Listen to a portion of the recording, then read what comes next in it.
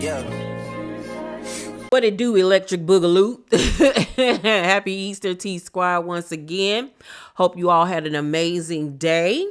Hope y'all had some good old collard greens and sweet potatoes, or some people call them yams, macaroni and cheese, some ham, some barbecue, rib tips, all of that good stuff.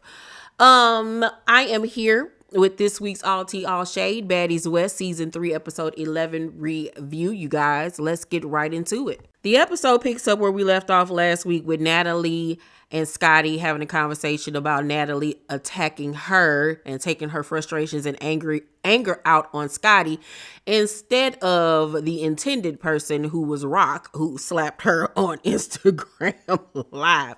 So Scotty is just a mess, honey. Scotty is crying and just acting like she on one of the afternoon soaps, honey. You couldn't tell me she didn't think she was Brooke from Bold and the Beautiful Child, and trying to express to this girl that, you hurt my feelings. Like, she really thought her and Natalie were really good friends. She does admit that when Natalie gets drunk, she yells at her and like goes off on her, and she was like, I let that slide, but you putting your hands on me was like a whole nother level of disrespect. First of all, the fact that you was allowing her to yell at you and cuss at you and get in your face when she's drunk, you already was setting the tone that you were okay and allowed her to disrespect you. So hitting you was just the next step of that. Like, I don't care who you are. If you're supposed to be my best friend, my associate, whatever, you are not about to get up in my face, drunk or not, and be yelling and screaming and going off on me or whatever, and then want to use the excuse because you drunk. Girl, absolutely not. Scotty, you better get some self-esteem about yourself. You better love yourself.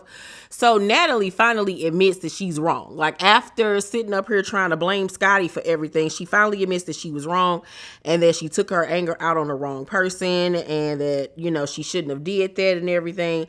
But Scotty is still very hesitant to forgive her and to move forward. For me, though, it wouldn't even been no hesitancy. It would be, we're not friends no more, period, because you already was disrespecting me by going off and yelling at me. Then on top of that, you fight me, and then when you're called out about it, you don't even initially just be like, I'm so sorry, I'm so wrong, or whatever. You try to argue the fact and try to make it seem like it was my fault until you were backed into a corner and had no choice but to admit you were wrong. Girl, please, ain't no friendship after that. You could forget about me. So before heading to the last club in Portland, the ladies all gather in the living room, and Tommy and Natalie bring down the money that they made at the other two venues. But Natalie was like, we'll divvy up the money later. I would have been like, we ain't divvying up nothing later, child. You could give my money now. Because Lo was looking like, I need my money and I need it now. And I wish she would have said something right then and there, unless she did and they just cut it out. So Natalie tells the girls that Rock left, and a lot of the girls are disappointed because they felt like, they began together, they should end together. And, Rock was a vital part of, not only the show, but the performances and everything. But Rolly reminded them, like, every night she leaves the club anyway early to go do other venues or be with Blue or whatever. And we hold it down anyway. So, yes, she was, a integral part, but we still got this regardless. They then get on the bus and head to the club. And Rock is still the subject of conversation.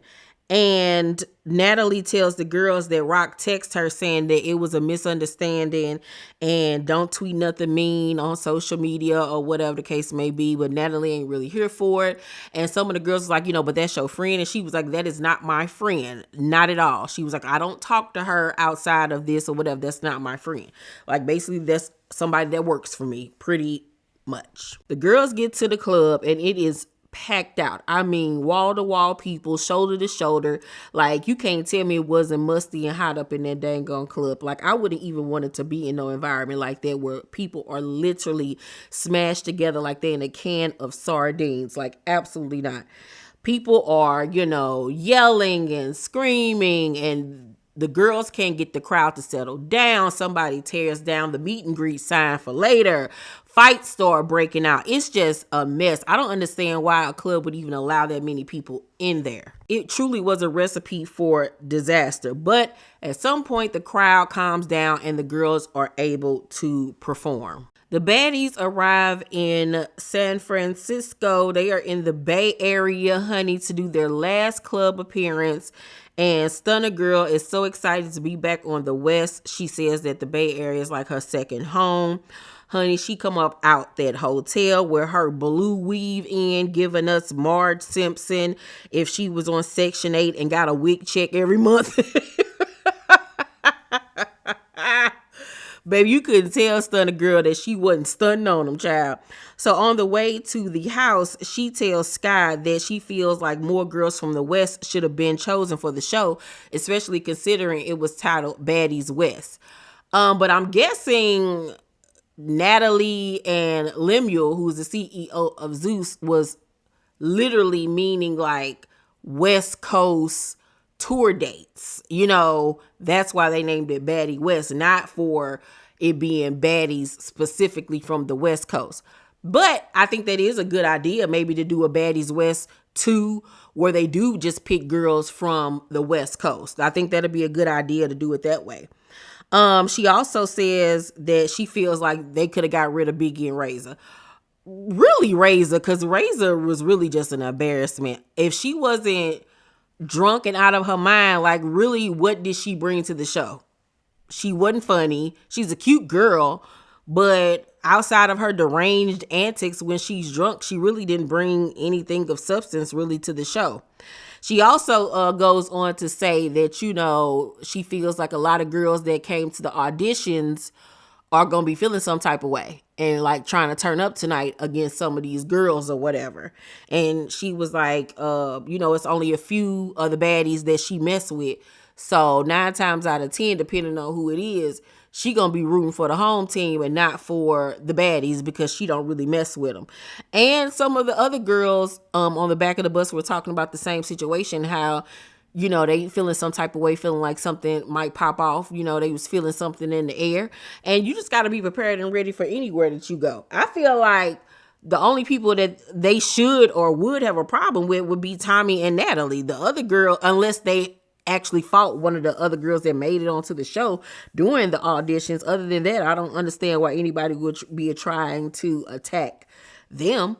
But we shall see, honey. The girls get to the house, and for me, it's the best house that they've stayed in on the outside. On the outside, it was more so one of my aesthetics that I would have liked to stay in. They were right there off the marina. They got to see the ocean and the San Francisco Bridge, whatever the name of that bridge is, the London Bridge falling down. I don't know, whatever. They got to see it, child. Tommy got an attitude, honey, when they in the house and everybody's geared to go to their room, and they were talking about going to go get something to eat, going to get clam chowder, because, you know, that's what San Francisco is known for. And so Tommy is seen going downstairs, and Eddie was like, where are you going? And she was like, girl, I'm going to get my nails done. She was like, you ain't going with us? She was like, nah. And so then Tommy in her confessional was like, I don't want to be around y'all. These MFers talking about eating clam chowder. Man, suck on my dick, bitch. I would never do that. And I'm like, what did the clam chowder do to you? Y'all got beef? What is going on, honey? Did you eat some clam chowder in the past and it gave you the runs? It made your tummy hurt? Why are you so mad at the clam chowder? I'm so confused on why this lady is literally going off about some clam chowder, because she was so offended, like really offended. I'm like, do you not like seafood? Like, what is going on?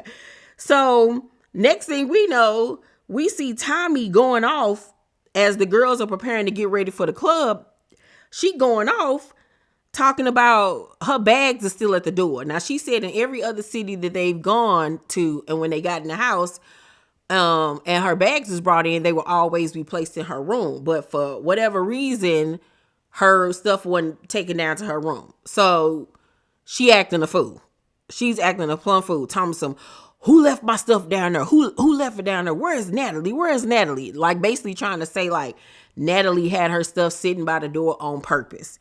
And security was like, Natalie's stuff was at the door too. She was like, no, it ain't. No, it ain't. It's only my stuff. Now, mind you, she got her sister with her. I think her name was Versace or something like that. I remember seeing her on Love and Hip Hop when she was on there. And so Tommy trying to get to Natalie's room, Tommy and her sister, but security won't let her up. And Natalie already said don't let her up. I was like, she ain't got time for that. Everybody trying to get to the club. And so Tommy's steady trying to fight security and grabbing on them and threatening them and all of this stuff, saying she gonna dox them and all types of stuff, child. And so at some point, her little sister was like, her shit the only one by the door. And security was like, Natalie was too. Tommy then was like, I'm gonna get y'all address. I'm gonna do this. I'm gonna do that. And she throwing house shoes at folks. And then the episode goes off. I mean, it's so ridiculous. It really was giving me what Stunner Girl was saying earlier about Tommy, that Tommy, ain't really trying to get no action over there on the West Coast. That Stunner Girl was basically saying she felt like Tommy was gonna be on some scaredy type stuff, like all that stuff you was talking. Let's see if you gonna back it up. And it really did seem like Tommy was trying to turn up and act a fool over some bags to give her a reason to like quit the show or not go to the event that night. It was weird, honestly, truly, like, because oh my God, your bags weren't brought down to your room. Girl, go get your own bags and sit down somewhere. Your reasoning for turning up and going off and calling folks out their name is so stupid. It's so dumb. It really honestly is. It's the last day. If you scared, just say you scared, child. Just say that and be done. But God. Overall, though, I'm going to give tonight's episode of Baddies a D-. It's getting kind of boring, like, towards these last couple of episodes. We shall see how they wrap this whole thing up. You guys, make sure you thumbs up this video, like and subscribe, and hit the notification bell button. I love you guys, and I'll see you on the next video. Bye.